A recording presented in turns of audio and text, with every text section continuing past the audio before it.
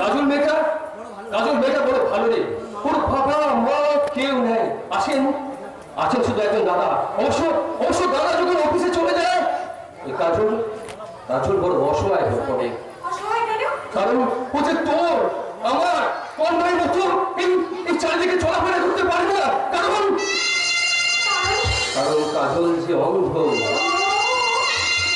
অবাক হলি না তোরা যদি অবাক হলি, ভাবছিস তোদের এই দাদাই একটা অন্ধ মেয়েকে কেমন করে ভালোবাসলো। যে মেয়েটা আমার এই অন্তরটাকে নতুন রঙে রাঙিয়ে দিয়েছে, ভালোবাসার বাসাটাকে স্বপ্নে ভরিয়ে তুলেছে। অন্ধ হলেও যা হৃদয়ে আমি দেখতে পেয়েছি হাজার চোখের রূপালী আলো, আর সেই আলোর জ্যোৎস্নামাতা আকুলতায় ওই কাজলকে কাছবার জন্য আমাকে বড় ব্যাকুল করে তুলেছে।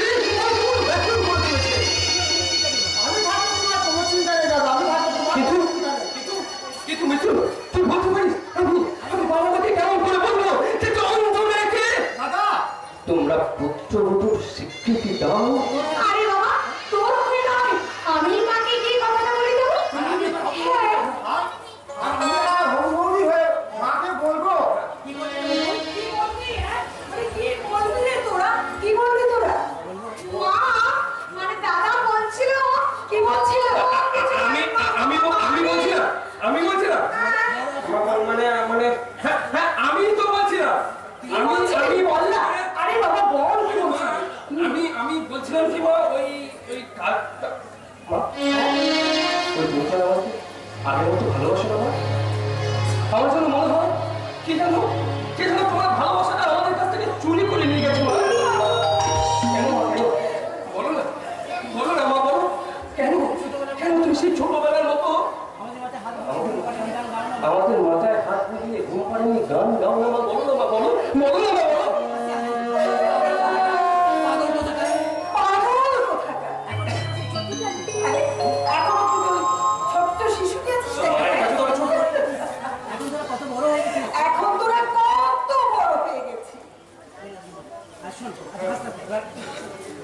আমি তোদের কি সন্তানকে নিজের হাতে প্রসাদ খাইয়ে দিই না? আর তোদেরকে আমি নিজের হাতে প্রসাদ খাইয়ে দিই।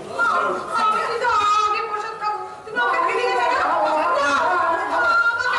আচ্ছা ঠিক আছে, এই নে বড় সন্দেশটা তোকে দিলাম। এই নে খা বাবা, তোরা খা। মা না গানটা শুরু করো তো।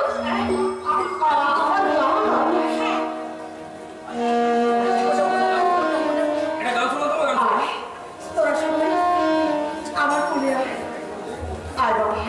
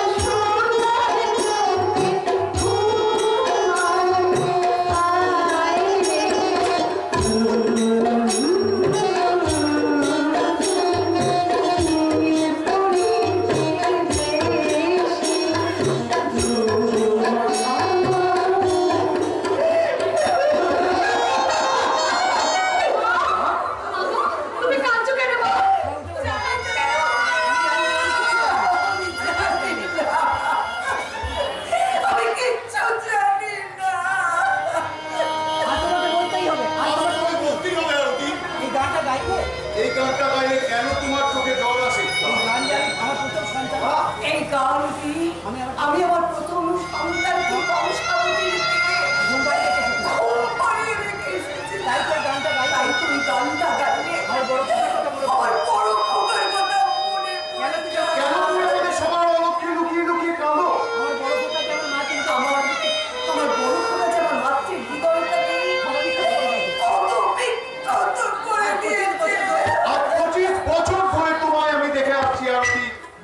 বহুবার তোমার এই কান্নার কারণ অনুসন্ধান করতে গিয়ে আমি বারবার নিরাশ হয়ে ফিরে এসেছি, কিন্তু আজ তোমায় বলতেই হবে কোন ব্যথা বুকে নিয়ে তুমি কাঁদো।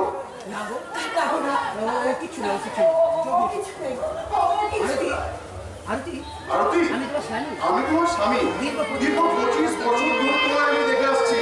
তোমার হৃদয়ে গোপন বেদনা ঢাকতে যখন তুমি হাসির অভিনয় করো না কেন, তোমার ওই কৃত্রিম হাসি তোমার ওই বেদনা ঢাকতে পারে না। আরতি, বেদনা ঢাকতে পারে না। তুমি কি আমাকে অবিশ্বাস করছো? না, আমি শুধু মনে মনে এটাই ভাবি, আমার স্ত্রীর অন্তরে কি এমন ব্যথা লুকিয়ে আছে যা জানার অধিকার তো আমার নেই। তুমি আর কখন আমি জানতে না না আরতি, আর কখনো আমি তোমার সাথে জানতে চাইবো না। যেদিন তুমি তোমার গোপন বেদনার জ্বালায় জর্জরিত হয়ে ক্লান্ত পদক্ষেপে আমায় এসে ধরা দেবে, সেদিন আমি তোমার সব কথা শুনবো। আরতি, সেদিন আমি তোমার সব কথা শুনবো। বলি, আজকের দিনে তোমাকে অফিস যেতে হবে? আজকের দিনে কি একটা দিনের জন্য ছুটি নেওয়া যায় না? ডিএসপি ধ্রুবজ্যোতি ব্যানার্জি কর্তব্যের ডিউটিতে কোনো ছুটি নেই রে মা। ছুটি সেদিনই নেব যেদিন শান্তিপুরের বুকে আমি আসল শান্তি ফিরিয়ে আনতে পারবো। বাবা, হ্যাঁ, আরতি, হ্যাঁ আরতি, একটা কথা, আজকাল তোমার বলো। আজকাল তোমার বড় ছেলে শুনছি নাকি শুনছি নাকি কাজল বলে সময় অন্য মেয়েকে ভালো টালো বাসছে। অন্ধ মেয়েকে ভালোবাসছে। হ্যাঁ, ওকে বলে দিও এই ভালোবাসাবাসি আমি পছন্দ করি না। বাবা, হয় ও ভালোবাসাবাসি বন্ধ করো, না হলে ওই মেয়েকে বিয়ে করে ঘরে নিয়ে আসো।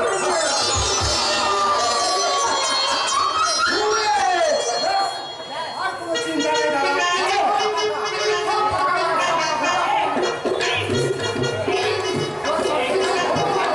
সব ছেড়ে আমার কাছে গোপন করা হচ্ছে। আমার কাছে তোমার কাছে আসলে আমরা গোপন করতে চাইছিলাম না। ব্যাপারটা তোমাকে বলতেই চাইছিলাম। কিন্তু উনি আসলে ধান কাটতে একটা শিবের গীত গেয়ে বসে আছে। তবে যাই বলিস তোরা, তবে তোরা যাই বলিস না কেন? এতে কিন্তু আমার একটা আপত্তি আছে। এই বিয়েতে আমার কিন্তু ঘোরতর আপত্তি আছে।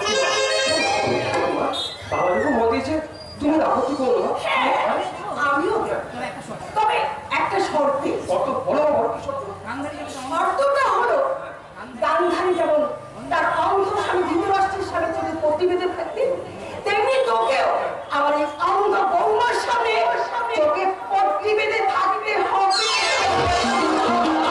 আরে মা, ঠিক আছে মা, ঠিক আছে। তোমার আমি সুযোগ্য পুত্র। তা তোমার কথা রাখতে আমি তোমার এই কথা আমি অক্ষরে অক্ষরে পালন করবো মা। আমি অক্ষরে অক্ষরে পালন করবো। চলো চলো।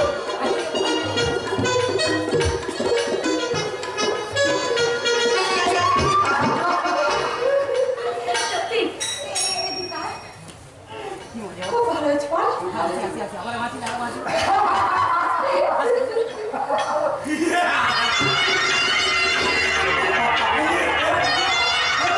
আমরা সেট আপনার সাহেব কিষান লালে আপনি বাসার বলে এটা তোমাদের এখানে বদলা নিতে এসেছি। বদলা। তোমাদের বাবা ডিএসপি তোমাদের বাবা ডিএসপি ঢুকে দিলেন নাকি? আমাদের বাবা ডিএসপি ধ্রুবজ্যোতি ব্যানার্জি, আমাদের মালিক কিষান লাগারণে চলার পথে আমাদের মালিক শেখ কিষানলাল আদিওয়াল চলার পথে কাটা চড়িয়ে দিয়েছে। কিছু কাঁটা ছড়িয়ে দিয়েছে। তাই সে কাঁটা দিয়ে কাঁটা তুলতে আমরা তোমাদের বাড়িতে একটা ছোট্ট অপারেশন আরে তেমন কিছু নয় মেমসালাম, তেমন কিছু নয়। স্রেফ তোমার জন্য এই একটি রাত তুলে নিয়ে গিয়ে সারা শরীরে একটা ছোট্ট করে কলকে রেখে দেব।